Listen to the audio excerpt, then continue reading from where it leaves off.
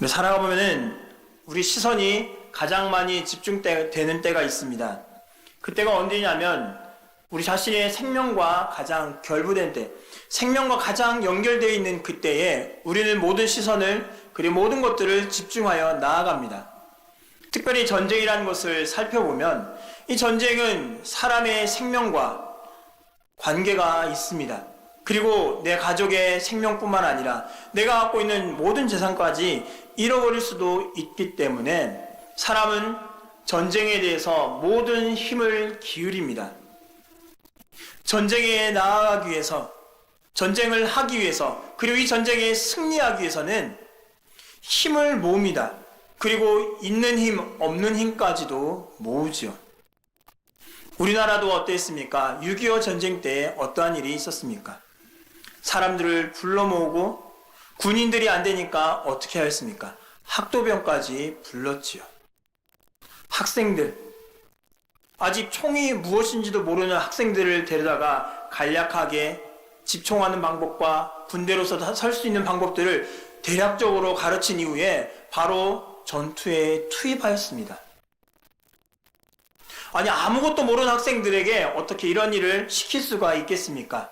그런 일을 시킬 수밖에 없는 이유는 전쟁에서 패배하게 되면 그 전쟁에 패배한 결과로 말미암아 사람의 생명을 잃게 되고 재산도 잃어버릴 수밖에 없는 상황이 되어지기 때문에 그 사람들은 모든 힘을 집중합니다.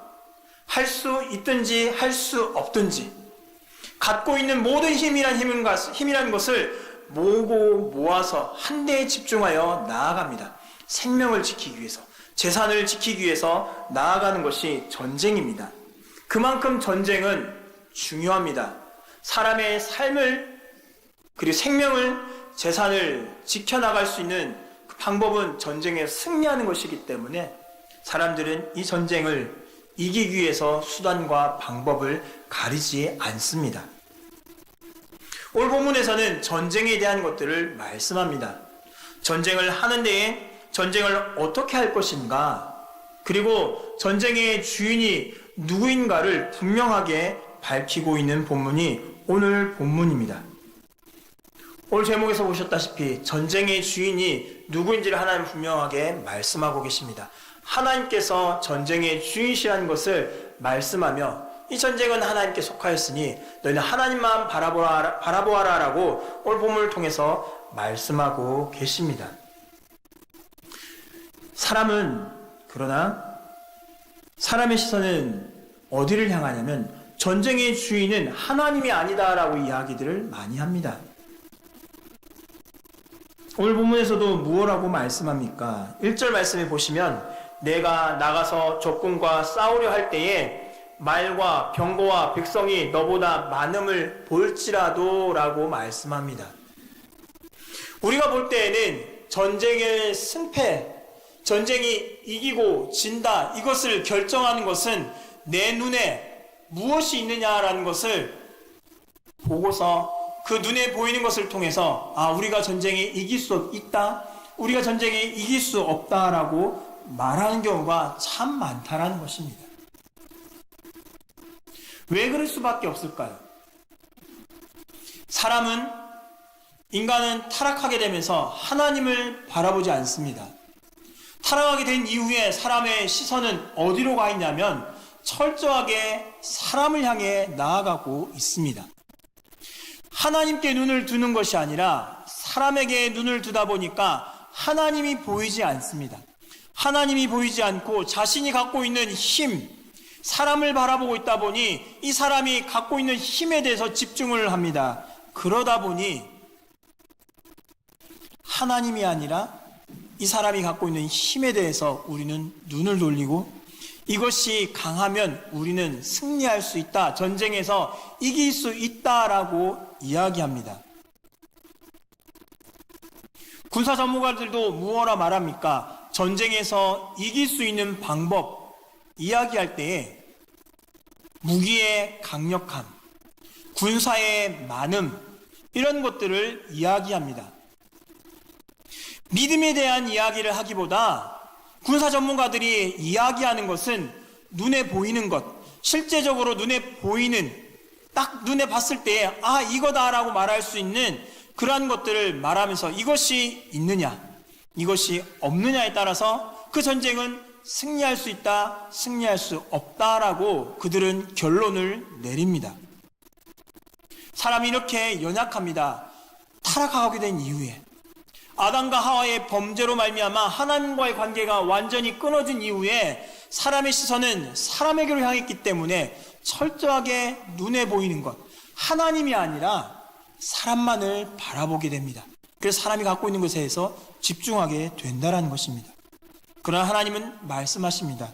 전쟁의 주인은 하나님이다라고 말씀하십니다.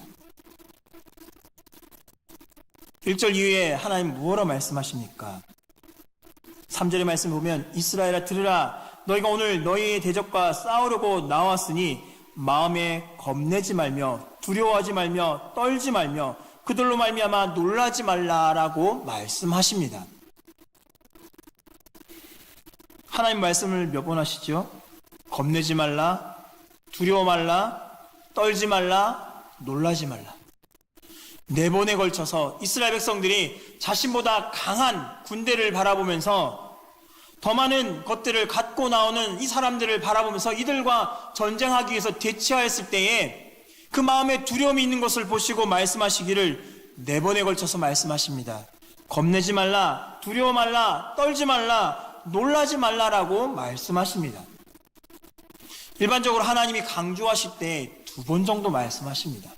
그러나 오늘 본문에서는 4번이나 말씀하십니다.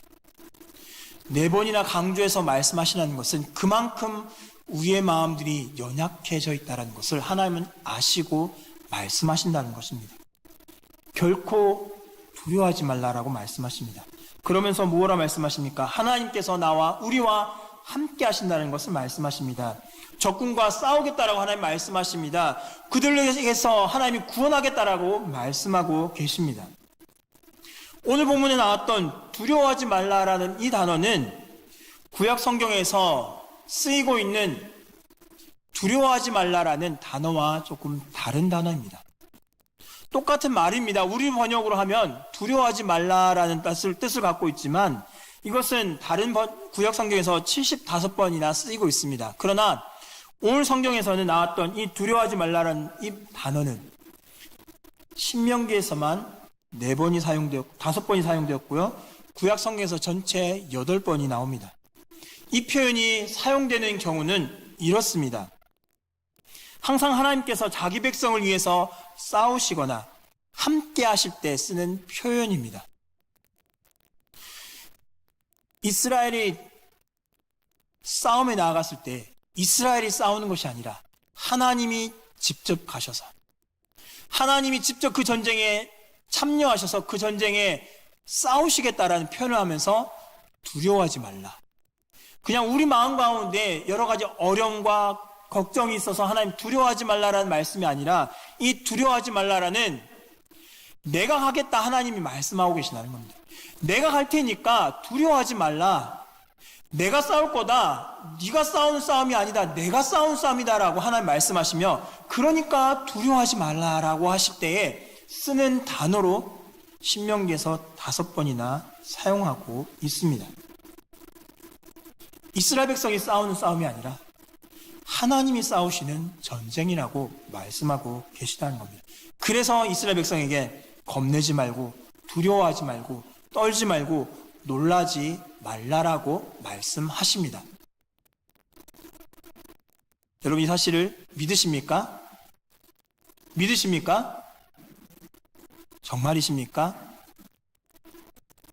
우리는 머리는 아멘 합니다. 머리로는 하나님이 하실 것이라는 것을 믿습니다. 근데 우리의 말이나 우리의 마음이나 우리의 행동은 하나님 못 믿겠어요 라고 우리는 말하지 않습니까? 여러분 은행에 돈이 10억이 있습니다.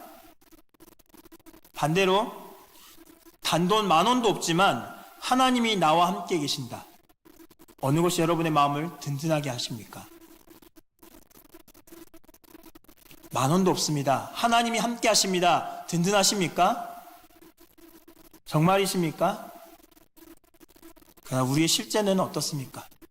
은행에 10억 있으면 든든합니다. 왠지 뿌듯하지요. 10억이나 있으니까 뭐 걱정할 게 뭐 있냐 라는 마음을 갖습니다. 그러나 단돈 10,000원도 없지만 하나님이 나와 함께 하신다, 이런 이야기를 들을 때에 하나님이 당신과 함께 하십니다, 10,000원도 없지만 하나님이 당신과 함께 하십니다 라고 말할 때 우리는 그것이 왠지 든든해지는 메시지가 아닌 것 같아 보입니다. 이것이 우리의 현실이라는 것입니다. 머리는 알고 있습니다. 머리로는 하나님이 나와 함께 하시기 때문에 지금 단돈 10,000원이 없어도, 은행에 잔고도 없고, 나에게 돈 빌려줄 수 있는 사람도 없고, 당장 무엇 할 수 없는 돈이 하나도 없음에도 불구하고 하나님이 함께 하시면은 그것은 참 든든한 일이고, 여호와 나의 목자시니 내게 부족함이 없다라는 것이 고백이 나와야 된다는 것을 우리의 머리는 알고 있습니다. 고백해야 한다라고 말합니다. 그러나 실제의 삶 속에서는 우리는 그렇게 하지 않는다라는 것이죠. 실제의 삶 속에서는 돈 10,000원이 없는데 어떻게 할 거냐, 당장 내일 뭐 먹고 살 거냐라는 질문을 하지 않습니까? 그것 때문에 우리는 두려워하지 않습니까? 10억이 은행에 있으면 왠지 든든하고, 하나님이 나와 함께 하신다고 말하는 것은 든든하지 않은 그러한 모습, 그것이 우리의 실제의 모습이라는 것입니다. 이러한 모습 가운데서 돌아설 수 있기를 원합니다. 하나님 말씀하십니다. 전쟁의 주인이신 하나님이 함께하면 어떤 일이 일어나는지 오늘 본문에서 끊임없이 하나님 말씀하십니다. 5절부터 말씀 한번 보십시오. 뭐라고 말씀하십니까? 낙성식을 했습니다. 집을 지어놓고 이 집을 지었는데 낙성식을 해야 됩니다. 그런데 전쟁이 일어났습니다. 전쟁이 하면 어떻게 해야 되지요? 낙성식을 중단해야 될까요? 계속 해야 될까요? 일반적으로 전쟁이 나면 어떻게 해야 됩니까? 전쟁터에 나가는 것이 맞습니까? 아니면 낙성식을 해야 됩니까? 내가 집을 샀으니까 이 집을 내 소유로 인정하고 사람들을 불러서 축하하는 이 행위를 해야 되는 것이 맞습니까? 아니면 전쟁이 났기 때문에 가족과 나라를 지키기 위해서 전쟁터에 나아가는 것이 맞습니까? 포도원을 샀습니다. 우리식으로 표현한다면 여러분이 어떤 좋은 땅을 샀습니다. 그 땅을 보러 가는 것이 맞을까요? 전쟁이 났으니까 전쟁터에 나가는 것이 맞습니까? 약혼을 했습니다. 어떤 여인과 약혼했기 때문에 그 여인을 너무 사랑해서 이 여인과 약혼식을 하고 결혼하기 위해서 준비해야 되는데 전쟁이 났습니다. 전쟁터에 나가는 것이 맞습니까? 약혼식을 준비하는 것이 맞습니까? 오늘 성경에서는 뭐로 말씀합니까? 낙성식을 해라. 포도원 샀으니까 포도원 보러 가라. 결혼식, 약혼식 했으니까 그 여자를 사랑하고 그 여자로 인해서 즐거워하라라고 보냅니다. 전쟁이 났는 데에 어떤 큰 나라가 오는지 알 수도 없는데 오늘 본문에서는 지금 이 나라보다, 이스라엘보다 더 많은 병거와 더 많은 물자를 가지고 나온 적군을 바라보면서 이 전쟁터에 나아가야 되는데 한 사람이라도 더 데려와야 됨에도 불구하고 오늘 성경에서는 무엇로 말씀합니까? 너는 이러니까 집에 가고 저러니까 집에 가고 이래서 안 되고 저래서 안 되고 다 보냅니다. 이게 전쟁할 사람이 맞습니까? 전쟁한 사람이 이렇게 해서면 전쟁에서 승리할 수 있겠습니까? 오늘 본문에서 더 심한 말씀을 합니다. 8절 말씀에 보시면 두려워서 마음이 허약한 자가 있느냐? 그는 집으로 돌아가라 라고 말씀합니다. 전쟁에서 싸우지 못할 것 같으냐? 그 집에 가라. 필요 없다. 이 차 떼고 포 떼고 다 뗍니다. 남는 거 없지요. 그럼에도 불구하고 하나님은 어떻게 하시냐면 이 전쟁을 승리하게 하겠다라고 하나님 말씀하신다는 것입니다. 실제로 이와 같은 본문이 있지요. 역대상 20장에 보면 여호사밧이라는 이스라엘의 남유다의 왕이 있습니다. 하나님을 잘 섬기던 왕이었지만 이 왕이 있던 때에 암몬과 모압이 쳐들어옵니다. 그리고 설상가상으로 에돔까지 요단강 건너편에 있던 나라들이 한꺼번에 쳐들어와서 지금 남유다를 잡아먹겠다라고 노리고 있습니다. 그때에 하나님께서 선지자를 통해서 말씀하십니다. 이 전쟁은 나에게 속한 것이다 라고 말씀하십니다. 20장 17절에 보면 이 전쟁에는 너희가 싸울 것이 없나니 대열을 이루고 서서 너희와 함께한 여호와가 구원하는 것을 보라. 유다와 예루살렘아 너는 두려워하지 말며 놀라지 말고 내일 그들을 맞서 나가라. 여호와가 너희와 함께하느니라 라고 말씀하십니다. 하나님 말씀하십니다. 이 전쟁 너희 전쟁이 아니다. 내가 싸울 거다. 니들은 그냥 대열을 맞춰서 나가라. 이 전쟁을 누가 이기게 하느냐 한번 봐라 라고 하나님이 말씀하신다는 겁니다. 여호사밧 때에 그래서 이들은 찬양대를 만들어서 무기를 들고 가는 것이 아니라 군사를 만들어 나가는 것이 아니라 갑옷을 입고 투구를 갖추고 칼을 들고 활을 들고 물매를 들고 나아가는 것이 아니라 이들이 나아간 복장은 찬양대의 복장을 찬양하기 위해서 예복을 갖춰 입고 악기를 들고 나아갑니다. 지금 이들에게 찾아온 적군은 암몬과 모압과 에돔 세 나라가 연합하여서 쳐들어오고 있습니다. 남유다는 작은 나라입니다. 그런데 지금 이들은 무기를 하나 더 들어도 부족할 판에 찬양대를 만들어서 나아갑니다. 전쟁이 일어납니다. 하나님의 복병을 두어서 암몬과 모압이 에돔을 치도록 만드십니다. 그리고 끝나고 나니까 암몬과 모압이 서로 치도록 만드십니다. 그리고는 전부가 다 죽어버립니다. 여호사밧이 찬양대를 만들어서 나갔던 그 찬양대는 그 사실을 보고서 전리품을 취하러 갑니다. 하룻밤에 다 하루 동안에 못 가져가니까 3일 동안 이 전리품을 취하러 왔다가 갔다가 왔다 갔다 하는 일들을 하게 되었습니다. 전쟁을 누가 하냐는 것입니다. 전쟁의 주인은 누구입니까? 전쟁의 주인은 하나님이십니다. 우리 삶 가운데 여러 가지 이러한 피를 흘리는 전쟁은 일어나지 않습니다.